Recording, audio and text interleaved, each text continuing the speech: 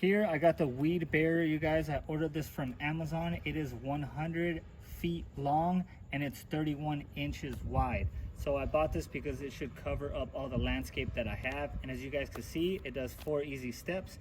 One, you're supposed to remove all the weeds and all that good stuff. As you guys can see, I got the dirt going on here. There's a couple of weeds. I just gotta remove that a little bit better, but that's gonna be the first part. Number 2 is to place the fabric all over it. So we're gonna place the fabric. We also got some spikes that we just drive into the dirt. That way the fabric stays where it's at. And then you could also cut it open if you're gonna put plants. We're not gonna put plants here, we're just gonna throw mulch on it. And that's actually the 4th step. We could throw bark, mulch, whatever you got on it. So let's go ahead and open this up and check it out. It was great reviews and it's super thick, so we shouldn't have a problem with the weeds growing through it.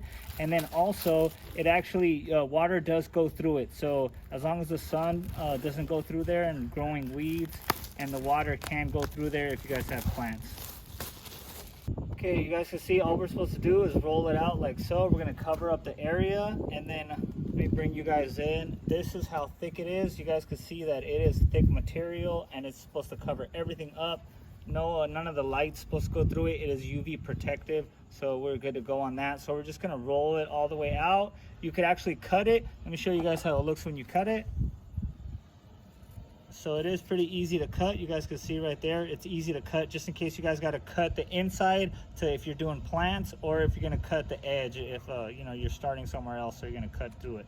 So yeah, definitely recommend getting something like this for you guys' garden.